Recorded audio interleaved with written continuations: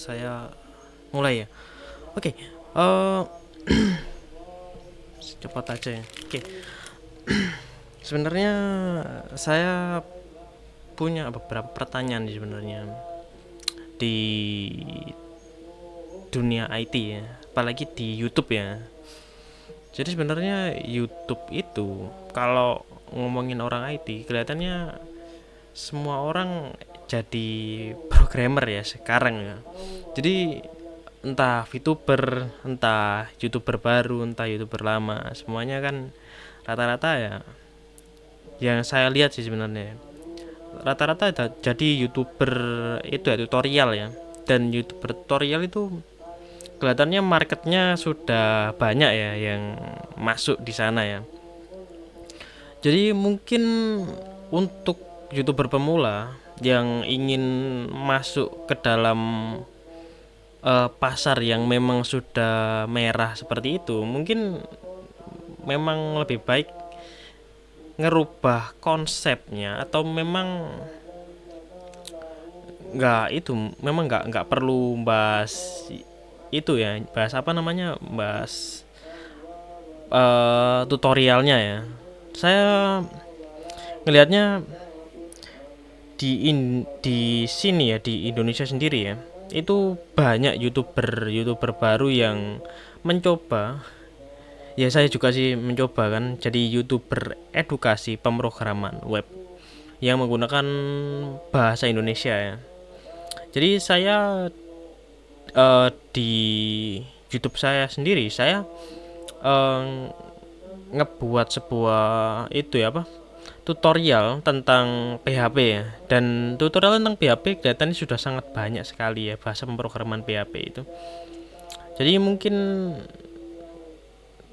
bakalan saya terusin, tapi mungkin bakalan saya tambahkan dengan pembahasan-pembahasan lainnya. Jadi makanya kan di video saya yang terbaru ini saya lebih banyak ngebahas tentang hal-hal yang di luar pemrogramannya. Ya, tapi itu ya, saya nggak, konsepnya nggak itu ya, nggak ngambil eh, nggak ngambil asal konsep aja ya. Jadi saya tuh harus gabungin banyak konsep untuk bisa ngebuat sebuah video yang original seperti ini ya. Jadi yang akan kita bahas tentang video kali ini ya, yaitu saya punya masalah ya, yaitu untuk menyelamatkan menyelamatkan channel YouTube YouTube edukasi pemrograman, apalagi YouTube edukasi pemrograman yang basisnya itu bahasa pemrograman yang memang sedikit ketinggalan dari itu ya, dari apa, kompetitor lainnya ya. Kan ada banyak sih sebenarnya, kayak YouTube dari Pak Sandi Gagali, YouTube dari Pak Eko Kurniawan Kanedi dengan PZN, dan Pak Sandi Gagali dengan apa namanya, web programming Unpas, dan masih banyak lagi ya. Jadi saya akan bahasnya, yaitu untuk menyelamatkan channel YouTube saya sendiri yang sepi pengunjung karena saya YouTuber pemula dan sedang merintis karir untuk menjadi seorang YouTuber edukasi pemrograman web yang menggunakan bahasa Indonesia. Sebenarnya channel ini dikhususkan untuk murid saya saja yang ingin menonton video tersebut. Tapi dikarenakan em, kalau yang melihatnya cuma murid saya sendiri ya, mungkin mereka juga males ya untuk ngelihat video-video yang saya berikan ya. Jadi saya coba untuk ngerubah konsepnya yang lebih, mungkin lebih condong ke arah itu ya, storytellingnya. Jadi sebenarnya permasalahan dari pemrograman sekarang saat ini yaitu banyak ya youtuber yang ngebahas tentang pemrogramannya, banyak sekali yang bahas ya. Youtuber India itu lebih banyak lagi ya, tapi kan tidak semua video itu ada ya di YouTube ya. Jadi saya sering kali nemukan bahwa video-video di YouTube itu video tutorial ya, lebih khusus ya, yaitu video tutorial yang ingin saya cari itu terkadang itu nggak ada ya. Jadi pas saya coba riset-riset cari apa video tentang pemrograman ini dan pemrograman itu, mungkin pemrograman yang memang populer saat ini mungkin bakalan terus di up terus, dan untuk bahasa pemrograman yang memang jarang dipakai akan jarang ada di YouTube ya. Dan untuk mempelajarinya mungkin bakalan ngelihat di platform lain ya. Dan platform lain itu ya ada banyak ya. Tapi lebih banyak sih itu ya dari artikel-artikel yang ada di internet ya. Jadi mungkin untuk menyelamatkan channel YouTube saya ya, yaitu saya perlu melakukan optimisasi ya. Jadi optimisasi adalah proses di mana saya itu harus menjelaskan tentang judul dan deskripsi yang itu nanti akan menarik dan informatif yang mungkin akan ditonton oleh banyak orang. Tapi kelihatannya saya sudah ngebikin ya berapa judul yang informatif dan lain sebagainya, tapi memang karena YouTuber pemula ya, jadi mungkin agak susah ya untuk mendapatin viewer dan subscriber di dalam channel saya. Untuk sekarang channel saya masih ada 22 orang kan lah yang sudah subscribe di channel YouTube saya, dan saya sangat berterima kasih ya karena ada yang mensubscribe channel yang agak aneh ya. Jadi kadang saya bahas ini, kadang saya bahas itu. Tapi memang saya seperti itu ya. Saya sering membahas banyak hal, dan saya juga lebih tertarik dunia di luar pemrogramannya. Yang kemarin saya bahas kan itu ya, yang pertama kan kenapa menjadi seorang programmer di tahun ini, bukan tahun ini sih, lebih tepatnya untuk menjadi seorang programmer itu mungkin susah ya, apalagi yang ingin menjadi seorang programmer yang sebagai karyawan ya. Kalau YouTube kalau mungkin banyak sih sebenarnya programmer yang ada di luar sana itu rata-rata ya mengerjakan per project ya, yang yaitu artinya dia itu freelance ya, rata-rata ya gitu.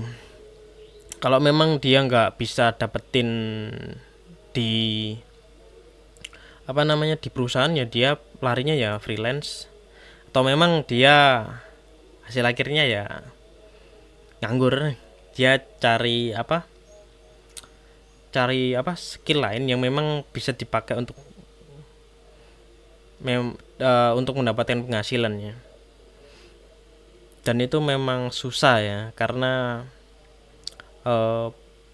programmer sekarang itu sudah banyak, dan marketnya sudah merah ya, maksudnya pasar supply and demand, atau perusahaan yang mencari seorang karyawan yang memang sesuai dengan bidang yang mereka inginkan itu ada banyak, tapi nggak sesuai dengan kriteria yang mereka inginkan ya. Dan yang paling penting adalah murah.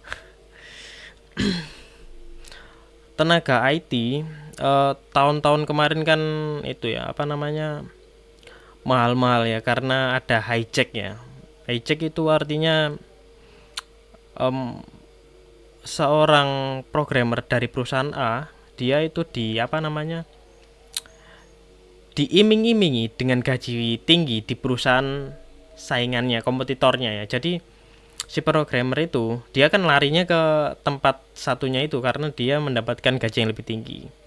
Nah, saat dia terhijack dari perusahaan A ke perusahaan B dan dia kayak kehijack lagi ke perusahaan seterusnya. Dan saat saat itu terjadi, pas gelembungnya pecah, maka ya terjadilah sebuah itu ya gelombang di mana pemecatan massal ya. Kan kemarin sudah ada beritanya ya tentang orang IT yang dipecat perusahaan karena terlalu banyak orang IT di dalamnya ya. Sebenarnya itu bagus-bagus saja sih sebenarnya kalau memang orang-orang IT-nya memang diperlukan ya. Tapi karena kemarin itu kan terlalu banyak orang IT-nya, jadi dipecatin semua. Dan kenapa hal itu terjadi? Karena memang perusahaan yang melakukan tersebut ingin itu ya ingin mensustainable si perusahaan tersebut. Sustainable di sini artinya perusahaan itu ingin terus berkembang, yaitu terus bisa terus bisa sesuai dengan perkembangan zamannya ya. Karena kalau kebanyakan orang IT ya memang susah ya. Kalau memang untuk ngerjain sebuah project ya, satu project digarap oleh banyak orang kan ya susah ya. Kan ini sama seperti konsep di mana saya bahas di kenapa pendidikan begitu komersial ya, yaitu eh, tidak mungkin kan sebuah perusahaan itu harus memiliki banyak eh, karyawan di dalamnya ya. Nggak mungkin karena perusahaan ingin mengoptimalisasi karyawan yang sudah ada dan ingin mengurangi karyawan-karyawan yang memang nggak diperlukan ya. Yaitu dia ada di kenapa pendidikan begitu komersial ya. Tapi memang itu salah kaprahnya, yaitu pakai teknik apa kemarin saya lupa. Jadi di dalamnya itu semakin banyak tuntutan, maka diperlukan sebuah penambahan jumlah karyawan ya. Sebenarnya itu salah ya, karena kalau ingin sustain ya, yaitu harus disesuaikan dengan kebutuhan yang memang diperlukan ya.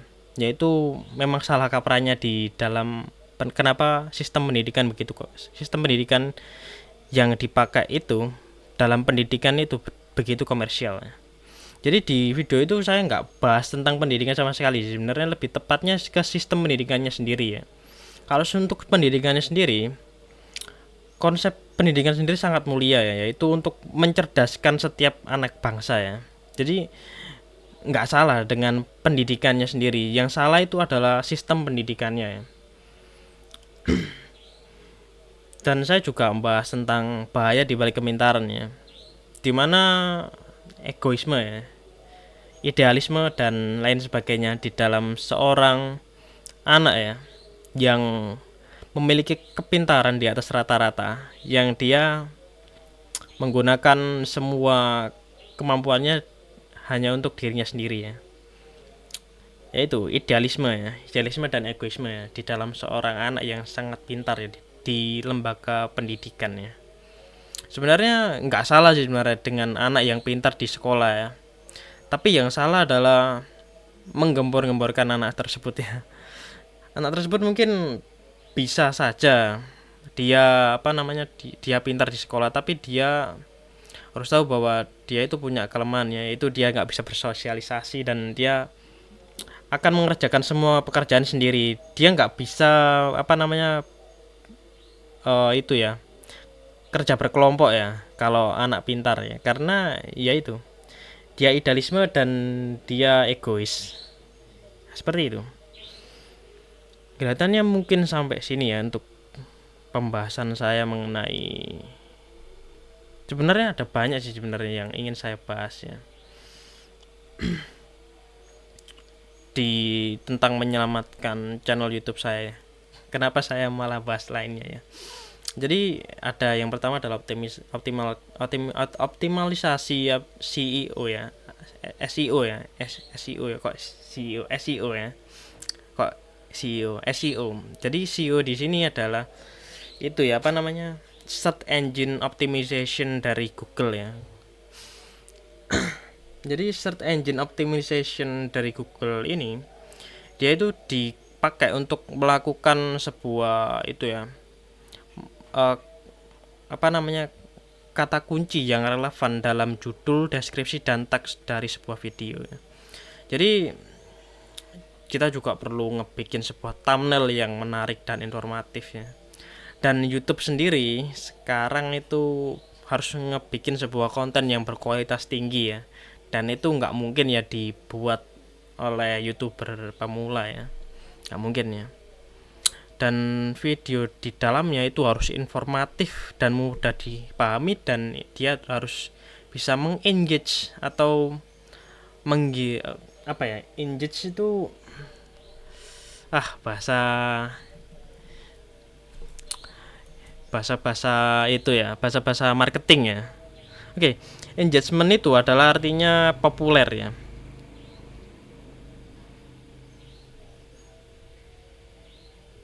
Bahasa-bahasa anak Gen Z. Walaupun Gen Z sendiri, saya sendiri Gen Z, saya nggak tahu itu apa.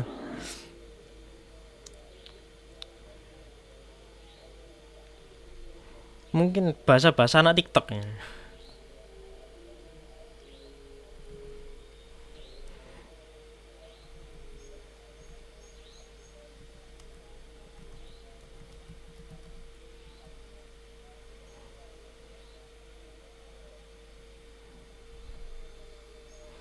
Oh,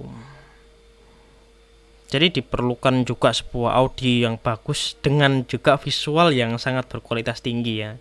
Dan itu nggak bisa dilakukan oleh seorang YouTuber pemula ya, nggak mungkin ya. Dan video itu harus sesuai dengan topik yang dibahas ya. Dan saya nggak terlalu suka dengan pembahasan tentang apa namanya, membahas satu topik itu dengan satu pembahasannya. Dan yang terakhir adalah melakukan promosi channel ya.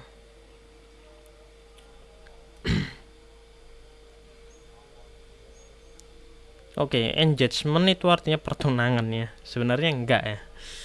Engagement itu bahas